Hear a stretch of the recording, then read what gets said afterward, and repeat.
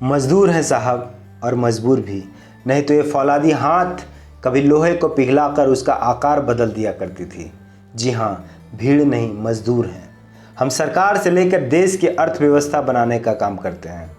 आज थोड़े मजबूर इसलिए हैं कि आज हमारी ही बनाई सरकारें और देश की व्यवस्थाएं, जिसे बनाने के लिए हमने अपने बीवी बच्चों, बूढ़े माँ बाप, घर परिवार को त्याग कर देश के कोने कोने में फैलकर राष्ट्र की प्रगति में अपना खून और पसीना बहाया। आज वही सरकारें, वही व्यवस्थाएं, राजनीतिक पार्टियां हम गरीब और मेहनतकश मजदूरों पे अपनी राजनीतिक रोटियां सेकने से बाज नहीं आ रही है। उनकी बेरुखी से हम हैरान और परेशान हैं साहब। इस कोरोना वायरस से उत्पन्न विषम परिस्थितियों को हम सब भी बखूबी समझते हैं हुजूर। हैरानी तो इस बात से है कि बाहर के देशों से अमीर लोगों को लाने के लिए सारी व्यवस्थाएं आपकी एक्टिव हो सकती है, तो हमारे लिए क्यों नहीं? हम मजदूर पैदल पैदल सड़कों, जंगलों, रेल की पटरियों के सहारे असहाय अवस्था में अपने घर परिवार, अपने गांव की ओर ही तो जाना चाह रहे हैं। हाथ में रोजगार नहीं, जेब में पैसा नहीं, दाने दाने के मोहताज, मन में अंधकार का भाव, ठगा, मायूस, लाचार, बिना किसी सरकारी मदद के सारी पीड़ाओं को सहन करते अपने घरों की तरफ ही तो लौटना चाहते हैं साहब।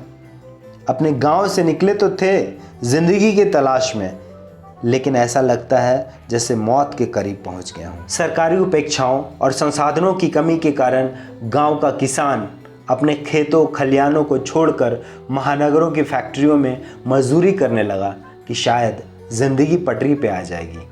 लेकिन अफसोस, ज़िंदगी पटरी पे आने से पहले मौत पटरी पे आ जाती है। दरअसल गलती हमारी ही है हुजूर। इस लचर पचर व्यवस्थाओं और सरकारों के जन्मदाता और पोषक हम ही लोग हैं, जो चुनाव के समय 500-500 रुपये लेकर बिरयानी का पैकेट और एक एक दारू की बोतलें लेकर बिना सोचे समझे, बिना जांचे परखे, बिना विचार और विमर्श के किसी को भी अपना कीमती वोट देते आए हैं, ऐसा सोचकर कि क्या फ़र्क पड़ता है, कोई भी सरकार आए या जाए, हम तो गरीब और मजदूर थे, हैं और रहेंगे। लेकिन अब पता चला कि फ़र्क तो पड़ता है भाई, बहुत फ़र्क पड़ता है। शायद हाल के दर्दनाक पीड़ा का अनुभव हम गरीब मजदूर किसान भाइयों और देश के लोगों की संवेदनाओं को जगाए और हमारी सोच में परिवर्तन आए, तो हम मजदूर और किसान के साथ साथ पूरे देश की व्यवस्था को ताकत मिल सके। साहब, हम लोग तो गरीब, अनपढ़ और लाचार लोग हैं। हम पूछना चाहते हैं हमारे धर्म के ठेकेदारों से, हम मजदूरों में क्या आपको कोई हिंदू नहीं दिखाई दिया या फिर कोई मुस्लिम नज़र नहीं आया? कम से कम धर्म के नाम पे ही हमारी मदद कर देते।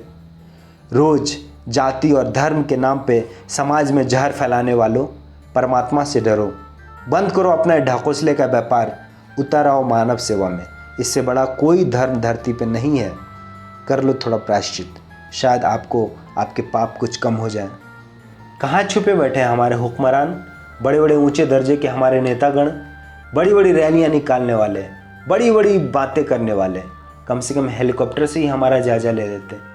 क्यों इन मजदूरों में कोई आपको आपकी जाति का नहीं था या फिर कोई आपके धर्म का नहीं निकला? कम से कम एक बार तो हाल पूछ लिया होता हमारा। आपकी राजनीति का तो यही पैमाना रहा है ना, इसी बुनियाद पे ही तो आज तक कुर्सी के खटमल बने बैठे हो आप लोग। क्या ये सारे माजरे आपको नज़र नहीं आ रहा? ओहो, तो आंखें बंद करके बैठे हैं जनाब।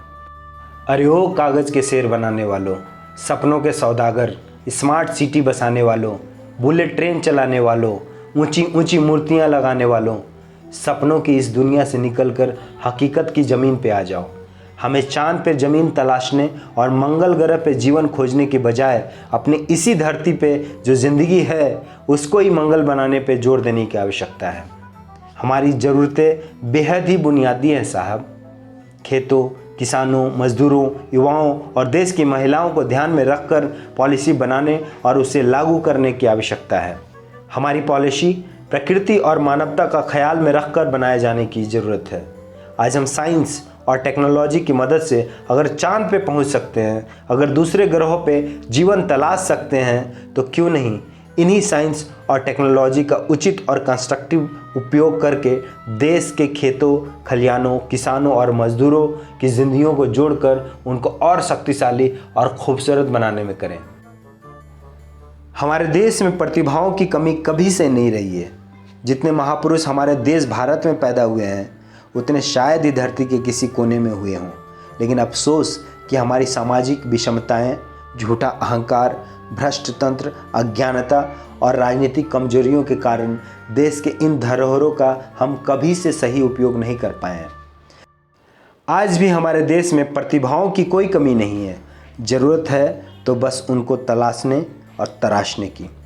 हम सब साथ मिलकर अगर सामूहिक प्रयास करें तो इस मुश्किल और चुनौती भरे माहौल से निकला जा सकता है। अपनी राजनीतिक ताकतों का उपयोग चंद कॉरपोरेट्स और धन्ना सेठों का फ़ायदा देखे बिना अपनी उपलब्ध संसाधनों का प्रयोग अगर मज़दूरों, किसानों, गाँव को ध्यान में रखकर किया जाए तो यकीन मानिए हम मज़दूर और किसान मिलकर इसी मिट्टी से सोना निकाल कर दिखा देंगे। फिर पूरी दुनिया हमारी तरफ ताकेगी। भारत को फिर से सोने की चिड़िया बनने में ज़्यादा देर नहीं लगेगी। 5 ट्रिलियन तो क्या, 50 ट्रिलियन का इकोनॉमी भी हम बना सकते हैं। लेकिन किसानों, मज़दूरों की उपेक्षा करके ये सब कतई संभव नहीं है। अभी भी देर नहीं हुई है जनाब। हमें मज़दूरों, किसानों, गाँवों और खेतों की तरफ संवेदनशील होने की ज़रूरत है, नहीं तो बाद में छाती पीटने से कोई लाभ नहीं मिलने वाला है। मृत्यु तो सबका इंतज़ार कर रही है, क्या चेहरा दिखाइएगा वहाँ जाकर। हम किसान और मज़दूर इसी देश के नागरिक हैं और देश की प्रगति में हमारी भूमिका बहुत ही व्यापक और बहुमूल्य है। आइए सब मिलकर मानवतावादी बने, प्रकृतिवादी बने, अपने लोगों और अपनी धरती को बचाएं और इसी धरती को पैराडाइज बनाने की कोशिश करें। मिस्टर इंडिया आपको जगाने का प्रयास लगातार करता रहेगा। फिर मिलते हैं प्रकाश की कुछ और किरणों के साथ। बहुत बहुत धन्यवाद।